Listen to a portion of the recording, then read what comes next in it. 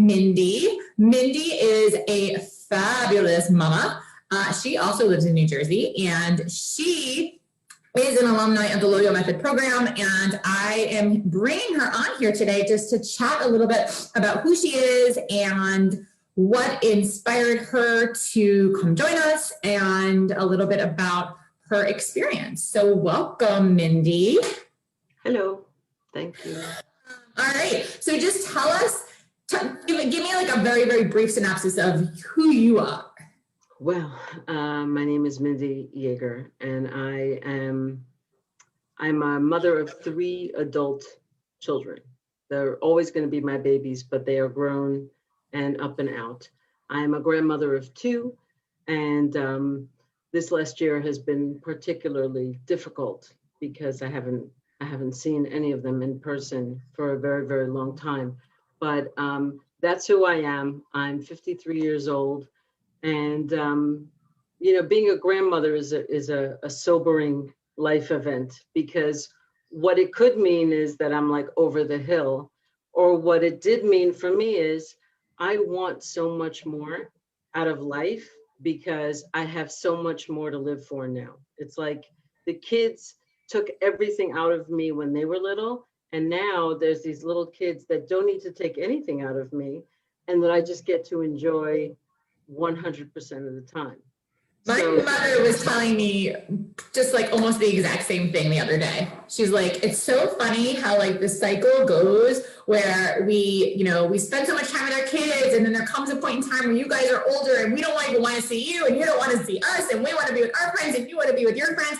And then all of a sudden it's like, oh, we want to see each other again. Like we love each other and we want to like hang out with each other, and I want to hang out with your grandkids or your kids. And it's just funny how this cycle goes, right? Right, and I think it's true about everything in life. We always come back around, but we're not the same as we were the first time. So I think that was very much weighing on me, that I wanted more from a life, fun, excitement experience in my life. And you know, in my early 50s, I didn't see how that was possible based on, you know, my past experiences. And talking about nutrition and health and weight and all that, I'm somebody who struggled with weight most of my adult life. And I have tried literally everything, whether it was doctor's plans or, you know, the canned foods, or, you know, starving myself, everything. And each time it would work for a time. I'd have some successes, and then it would plateau, usually a lot earlier than anybody else would plateau. And then it would just stop working. And the minute I would go back to even healthy eating, it would all just bounce right back. And I am a researcher by trade, and I really needed to understand what was going on, because doctors, they profile you. The minute you walk in and your body isn't perfect, everything they hear after they've seen you is less calories in, more exercise. It's like they lose all their medical knowledge somehow. It's like it all just leaks out because they see a person who has a weight problem. And I did a lot of research. I learned a lot about insulin. I learned a lot about this metabolic X syndrome. And it was frustrating because I had all of my answers, but no solution. There was nothing to really explain to me how to take all of this knowledge that I had and create a way for me to overcome it. And so I had kind of created this like detente with my body, which is really like, you're at war, but we're not going to shoot each other, you know? So I stopped communicating with my body, and I just sort of, I just was eating healthy, you know, to the best of my ability, not losing any weight, not gaining any weight. And I was like, well, I guess this is the best it's going to be. I guess I'm done for. And then the grandkids came around, and I was like, that doesn't feel very good anymore. I'm not willing to accept this as the only future that I had, like this sort of downward spiral of bad health and diabetes and heart disease and whatever else was coming for me. And so I think I was very ripe for the picking when I saw your metabolism masterclass or whatever, because you used a lot of buzzwords of information I already had, but you said that there was a solution. So it's where you were. So, okay, so you came to the metabolism masterclass, and I know that was probably over the summer last year. And where were you at that point with regards to your health? Well, I have insulin resistance. I had a lot of weight to lose. I was starting to feel like not sleeping well and being tired all the time and getting winded just going up a flight of stairs. And I really was feeling like, well, I guess this is it. Like, there's like, what more could I do that I haven't already tried and failed at?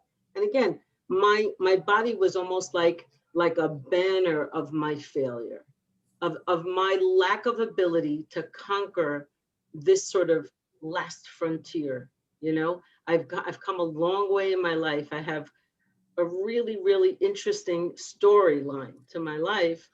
And this is the one thing I've never been able to master, whatever that would even mean. You know, I've even gone so far as to look into these people who say to just accept your body as it is. Like, the body image folks, and like, that sounds great, but if I don't feel well, if I felt vibrant and healthy and jumping around and doing all this stuff and I have a bigger body, that's fine, but I don't have that, or I didn't have that at the What's interesting, I remember like when you and I first started, I remember we had a breakthrough call together, and this was before you actually joined the program, and you said, I thought my body was the enemy. I thought food was my enemy, and I was wearing the weight like a suit of armor. And I find that so interesting. And I find where you are now, which I would love for you to share in a minute, but so fantastically different than that statement. And so, for those who are watching, like, I want them to hear a little bit about your experience. Like, first of all, what made you join the program? Well, again, you had a lot of buzzwords that I already knew were important: blood sugar management, craving control, rebooting or resetting your metabolism. I had done so much reading. I could probably write a book on the topic, and really, doctors are not talking about it, and I've been in therapy, and I've been talking about my whole life experience with this, and nothing was shifting anything. And there was this moment of listening on the masterclass and listening to you talking about my why, and like, why would I want to get healthy? Why would I want to give it a try? And it's like, I've spent thousands of dollars on other programs, and they've been, like I said, I am a living, breathing failure. That was the mindset, right? And I just said, well, this one's different because you're not selling me anything. You're not selling me a supplement or a water bottle or a protein shake.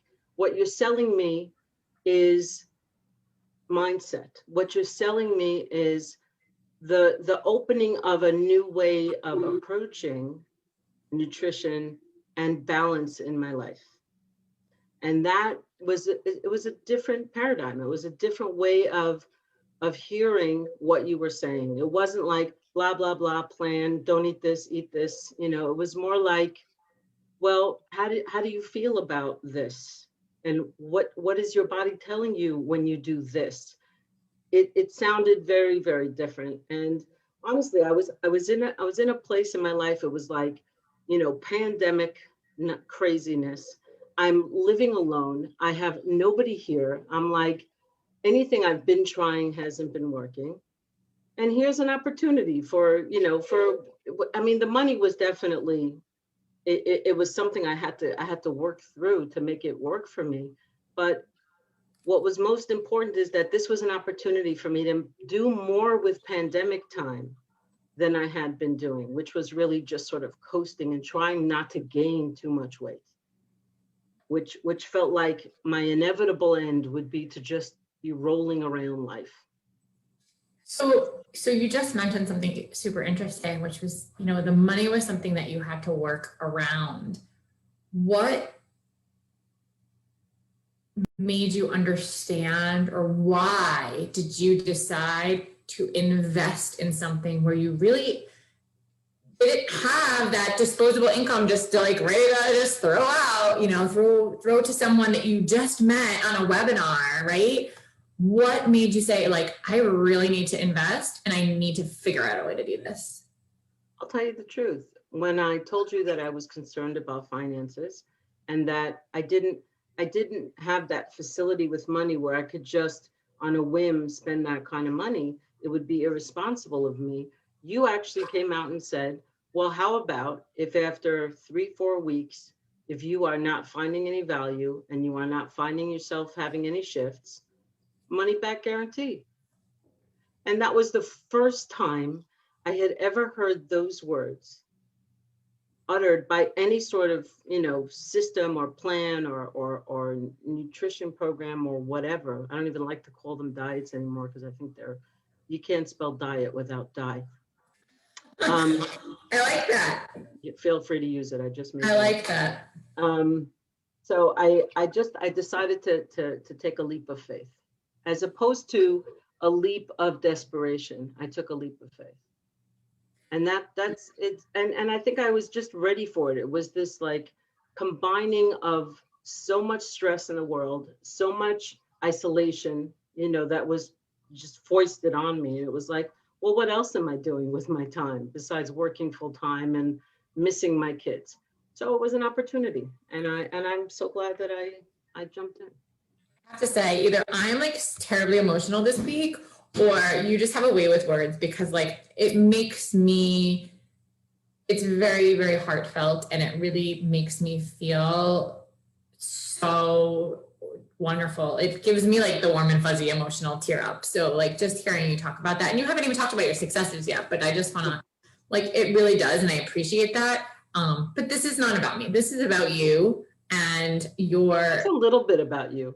It's not. This is you. This is you, lady. Like, this is, sharing your story, I think, is really helpful to people who resonate with you, who, feel all of the things, like they really do. They're really struggling, and they are not sure what to do, and they don't know where to turn, and they just don't know. And you did know, you had some of that knowledge point, but maybe it's how to apply it to your life, or maybe it's having that accountability, or maybe it's having like learning all these other tools that set you in the right direction. So tell me, what would you say your biggest takeaways, your biggest successes were over the course of 12 weeks and now beyond, since you're now one of our alumni?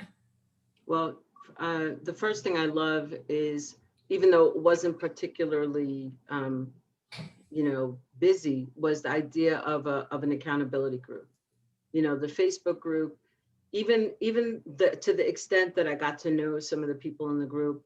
I'm a very social person, and I'm a very private person, but I'm also a very outgoing person, and I like talking things through with other people who are in the same situation. So having the group, even the 1 or 2 people that would comment or be active on the group, it made a difference to me because it felt less alone. I felt like it's not just Jessica who has put this out there. There are other real life people that are either struggling or having successes or whatever they were sharing. It didn't even matter what the particular shares were. It was just like, there are other people doing exactly this, and they're having experiences too. And that was very important, which is why I'm still in the alumni. I stay on. I'm going to interject right now because I literally just got off the call with one of our Loyo Method clients, and we were having her her like end of the program success call. And she said one of the best things about this program was hearing the wins from everyone and being inspired by other members with similar challenges. And she particularly said, I loved Mindi. She was an inspiration to me. Oh. So it's very cool that women can come in needing to help themselves, but actually end up helping other women, inspire them, like help them with their own breakthroughs, help them understand that they're not alone. Like, I thought it was very cool. So I wanted to tell you that. And so here's a perfect opportunity to let you know, since I just had that conversation with her. I love that. I love that. And, you know, I also think it's important, you know, even if you're having a rough week, to be able to say to somebody else, that's amazing. And have somebody else feel good for an extra minute in their day. Like that's a feel good for me too.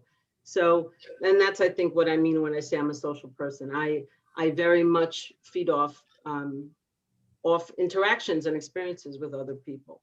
So that was a big part of it. And I've said this 100 times to you, but the module about mindful eating and the satiety levels, like stopping in the middle of a meal and first of all asking, am I enjoying this? Is this what I want to be eating? I had never, like, once you make your meal, it's like, do you have choices? Yeah, I guess you do. And to be able to ask yourself, am I full now, even though there's food left? That was like, I mean, it sounds basic, but to actually stop and ask yourself that, and again, this whole disconnect with my body, it was a very new experience. And I think that, as I've told you a bunch of times, that thought, that way of approaching the nutrition component of life, also, it started to bleed in, and I started to ask myself, well, what other areas of my life am I not being mindful? Am I not being present? Am I not actually showing up for myself? And all of a sudden, there were these other areas that I got to sort of pay attention to and ask myself, are my finances as in order as I would like them to be? Is my future retirement plan where it ought to be? And I started reaching out to the various professionals that I pay money to, and I just assume that they're doing all the work for me. You know what I mean? So that was, I think, my biggest, the biggest piece of the program that really made me think and made me recognize that I wasn't going to be able to research or think my way through this problem. It was going to have to come from here. I love that. And that's a huge component, is changing our mindset. That changes everything. It all starts in our head. It all starts in our thoughts. And I think that's really important. People forget that. A lot of people think, I need to lose the weight, so I just need to change my food. That's one piece of the puzzle, guys. That's one piece of the puzzle. And there's a lot more beyond that. So Mindi, so you had amazing, like, successes with regards to like how you're thinking and how your relationship with food and your relationship with other things in life. Like, how physically, how did you start to feel, and what were your successes in that respect? Well, the first thing I noticed, because there's successes and then there's what you see, right? The first thing I noticed was that the recipes and the suggestions, they didn't necessarily jive with me, but I still learned from reading them. I learned about the different combinations and the different ways that food can be put together to create satiety and to create a balanced meal. And so, you know, I have a lot of years of eating low carb, you know, low carb, low carb, low carb. It's like a mantra in my mind. And I know, as someone who's pre-diabetic, that I have to be very cautious with sugars. I have to be very cautious. And I also know the way insulin works and the way it gets activated. And again, I have a lot of knowledge up here. So what I realized was that if food was going to stop being the enemy, then all food had to stop being the enemy. And that it wasn't just like this carb was the enemy and now it's not the enemy. I had to take the power away from food. And once I did that, I was actually freely choosing, for the first time maybe in my life, what I was going to eat, when I was going to eat, and how I was going to prepare it. And it made a big difference. It just did. There was this neutrality around food, where before it was like, these are no, these are yes, these are occasionally. And it was so orthodox, it was so like regimented, that food, how could food be enjoyable? How could I truly enjoy a meal if getting to that meal meant saying no to 15 other things?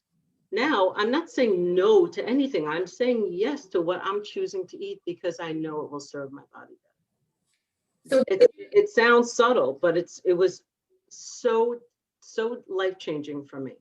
that's amazing. That's absolutely incredible. Is there anything else that you want to share about your experience or your successes in the program? Well, I definitely, I'm not done losing weight by any measure, but I have, and I don't have like the centimeters, or like I didn't do that, because I'll know when I'm getting smaller. You know what I mean? Like I don't need to have that metric, but I have lost 30 pounds since starting, and the 30 pounds, it wasn't hard. It's not, I didn't restrict myself. I didn't starve myself. I didn't give up more foods. I didn't make my world smaller to lose the weight.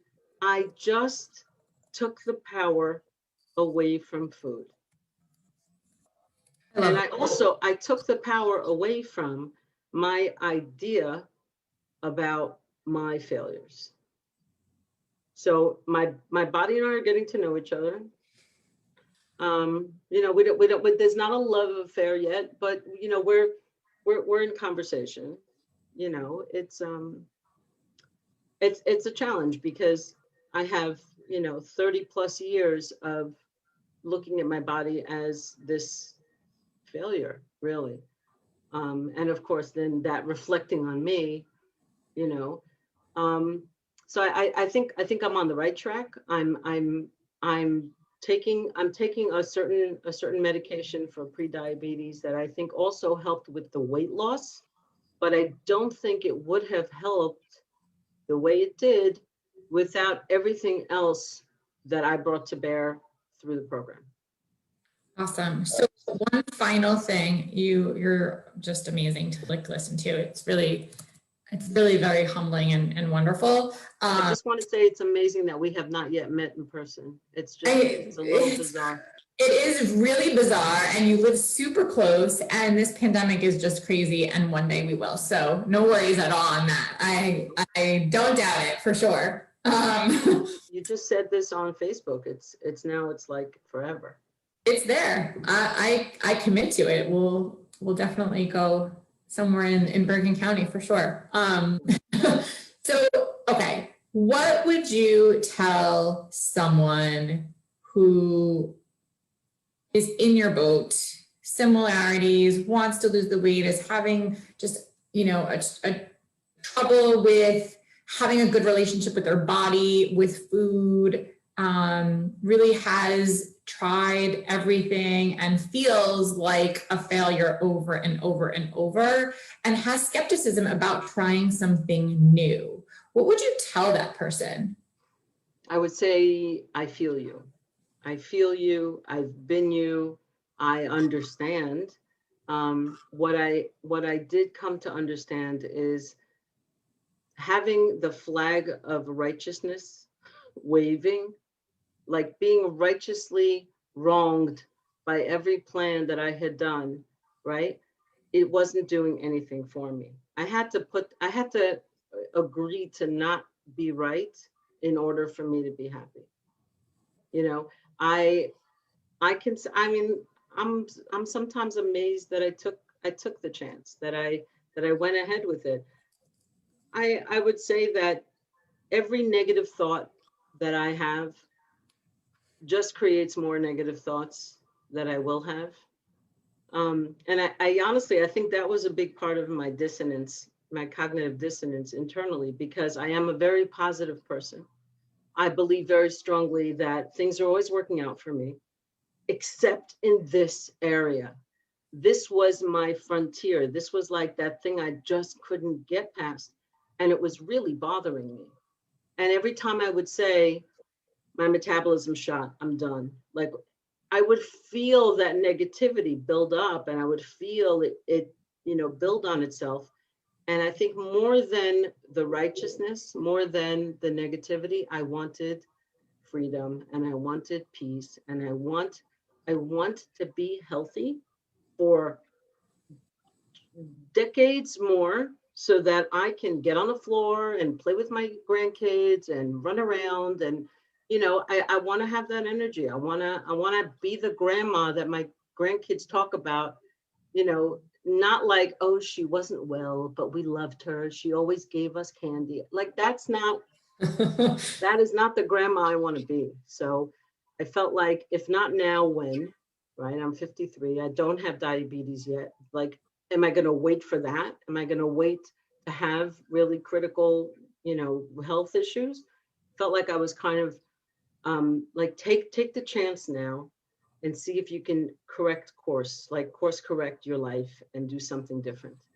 And I'm very grateful to you. I'm grateful to the group. I'm grateful to my willingness to take one more chance. And it's an ongoing process. Yeah, and that's really interesting. It's your willingness to take a chance. Like, I just spoke the other day recently, and there's this confidence cycle that I talk about, and you have to commit before you actually feel confident. And there's a cycle. You have to commit to then bust through fears, right? First, you just have to commit.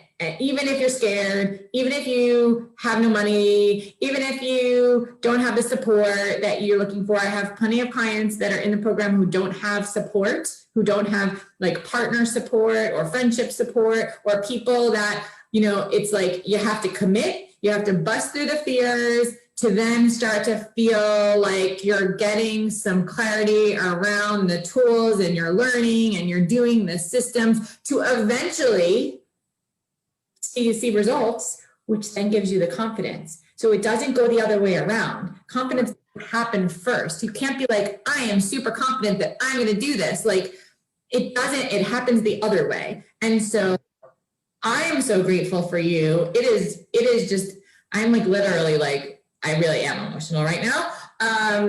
But you're bringing it out in me. So I appreciate that. I want to say one more thing to people who might still be on the fence. What you just said about you need to jump in first before you get the confidence.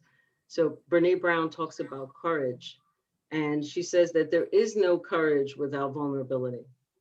Nobody who ran into a fire didn't have that fear of getting hurt or dying or not surviving, but they run through anyway, right?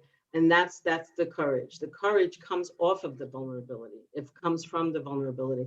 And so I want to say I've conquered a lot of things in my life, and I've come through a lot of fires, and this one felt like the big one. And I'm just glad that you have to.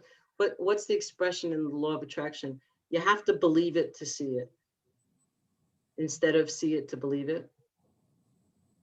And that'll be the end of my my schmooze. There you go. Drop the mic. That's a perfect way to end. I love it. Thank you for putting your trust in me at a time where you were very, skeptical and hesitant, and really around everything, around program, around being able to invest in yourself, around all of the things. And, I am grateful for you for entrusting me with your life, really. And I think that you are amazing, and you're hysterical, and you bring lots of wisdom and positivity and inspiration to the group. I'm so happy that you're staying on as an alumni, and you continue to bring that to the group. it's the blessings of having a group. It's really, it's not just me, right? You have the wisdom of other people and their growth and their successes. So you have done that for yourself and you have done that for others, namely one particular person who just happened to mention your name less than an hour ago. And I think that's amazing. So I just want to wish you an absolute amazing congratulations on just all of your successes. Thank you. Emotionally, behaviorally. I absolutely love working with you. And I really appreciate you coming on here and talking to all of the lovely ladies in this group and, you know, letting them know what's possible for them. I'm happy to be here and grateful for the opportunity. And thank you. Jump in. That's all I could say. The water's fine. I appreciate that, Mindy. Have an awesome, amazing weekend, everyone. Thank you so much again, Mindy. And I will talk to everyone soon. Take good care. Okay. Bye.